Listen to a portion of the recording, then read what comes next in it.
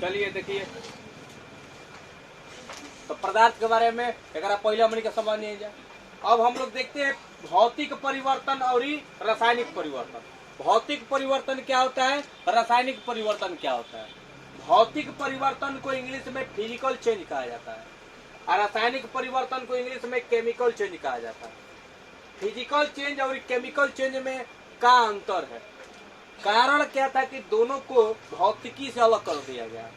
तो शुरुआत में ही हम बताए थे कि इन दोनों को अलग करने का कारण यह था कि भौतिक परिवर्तन क्या कहता है कि वह अस्थायी परिवर्तन, क्या वह अस्थायी परिवर्तन जिसमें पदार्थ के केवल भौतिक गुणों में परिवर्तन होता है और कोई नया पदार्थ नहीं बनता, बल्कि अभिक्रिया को विपरीत करने पर पदार्थ अपनी पूर्वावस्था को प्राप्त कर लेता है।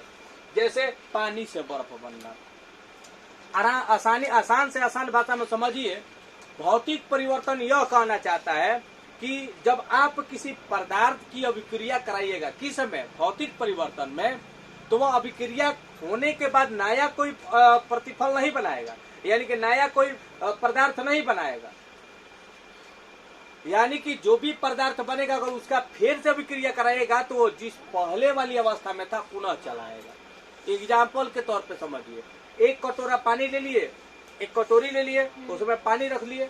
उस पानी, आप पता है ना कभी क्या है, वो लिक्विड फॉर्म में है ना, पानी है ना, द्रव्य अवस्था में है। उसको रेफ्रिजरेटर में ले जाकर रख दीजिए और कुछ घंटों तक छोड़ दीजिए। फिर कुछ घंटों के बाद जब निकालिएगा तो देखिएगा कि वह पानी किस अवस्था में चला गया, ठोस अवस्था में चला गया। तो पहला नंबर कि वह अपनी अवस्था को त्याग दिया। किस अवस्था में था पहले, द्रव्य अवस्था में। अब द्रव्य अवस्था से किस अवस्था में चला गया, ठोस अवस्था में चला गया।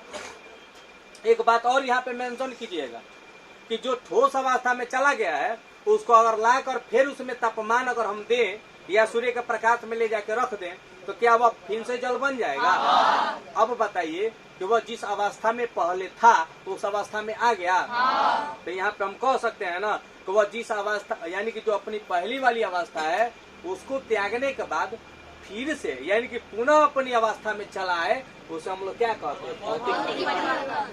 यानी कि ऐसा पदार्थ जो अभिक्रिया के फलस्वरूप पुनः विपरीत अभिक्रिया कराने पर फिर वह अपनी पहली वाली अवस्था में चला है, उसे हम क्या कहते हैं, भौतिक परिवर्तन। समझ में आ गया। यानी कि भौतिक परिवर्तन में यही घटना होती है कि जिस पदार्थ का आप अभिक्रिया कराइएगा तो फिर से वही पदार्थ आपको विपरीत जब करा दीजिएगा तो फिर से वही पदार्थ आपको बनकर आ जाएगा। रासायनिक परिवर्तन में क्या है, जिसको इंग्लिश में केमिकल चेंज बोलते हैं, यह क्या कह रहा है कि वह अस्थायी परिवर्तन जिसमें पदार्थ के भौतिक व रासायनिक गुणों में परिवर्तन तो हो जाता है और इसमें नए गुण वाले पदार्थ बन जाते हैं और अभिक्रिया को विपरीत करने पर पदार्थ अपनी पूर्वावस्था को प्राप्त नहीं करते हैं। पूर्वावस्था मतलब पहली वाली अवस्था को प्राप्त नहीं करते हैं। रसायन शास्त्र में क्या कह रहा है कि जब आप कोई पदार्थ लेते हैं, चाहे उसमें भौतिक गुण हो या फिर रासायनिक गुण हो, जब उन दोनों को अब अभिक्रिया करा देते हैं, क्या करा देते हैं, अभिक्रिया करा देते हैं। तो जब यह अभिक्रिया करा देते हैं, देखिए भौतिक परिवर्तन में क्या होता था कि जब आप किसी पदार्थ की अभिक्रिया कराते थे तो नया पदार्थ नहीं बनता था। लेकिन इसमें क्या होगा कि जब आप किसी पदार्थ की अभिक्रिया कराइएगा तो सबसे पहले यहाँ पे तो नया पदार्थ बनेगा। ठीक है, आप जिस पदार्थ की अभिक्रिया करा के नया पदार्थ बना लिए हो, आप फिर से जो पदार्थ बना हुआ है उसको विपरीत अभिक्रिया कीजिएगा, आप फिर से उसको पहली वाली अवस्था में प्राप्त करना चाहिएगा तो नहीं होगा। इसीलिए इसे क्या कहते हैं, रासायनिक परिवर्तन। समझ में आया। जैसे दूध से जब दही बन जा रहा है तो फिर दही से दूध बन पाएगा, बनेगा नहीं बन पाएगा। आप पहले दूध को ही देखिए, यहाँ पे ध्यान से, दूध में यहाँ पे क्या किया गया, बढ़िया से उसको खौला दिया गया, गर्म कर दिया गया, फिर थोड़ा सा जैसे ही ठंडा हुआ थोड़ा सा उसमें दही डाल दिया, थोड़ा सा एकदम, पुनः वो किस अवस्था में चला गया, दही बन गया, अपनी अवस्था को त्याग दिया ना। अब फिर दही से दूध बन पाएगा, नहीं बनता। लेकिन यहाँ पे आप क्या देख रहे हो, पानी से बर्फ बन, कटोरी लिए हो, रेफ्रिजरेटर में रखे हो, तो कटोरी में जब जल लिए हो तो वो तो द्रव्यावस्था में है, रेफ्रिजरेटर में रख दिए हो तो कुछ समय के तत्पश्चात वो ठोस अवस्था में आ गया है। और जब वो ठोस अवस्था में चला गया है फिर उसको वहां से निकाल कर फिर तापमान पे आप रख दीजिए, यानी कि गर्मी में गैस चूल्हा पे रख दीजिएगा, तो फिर वह गर्म होकर क्या बन जाएगा, द्रव्य बन जाएगा, फिर से वो अपनी अवस्था में चला आएगा।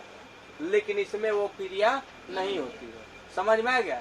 यानी कि इसमें जब तो अभिक्रिया करेंगे तो नया प्रतिफल बनेगा, इसमें नया प्रतिफल नहीं बनेगा, समझ में आ गया।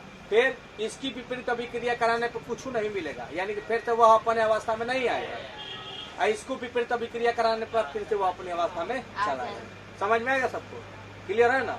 चलिए ठीक है।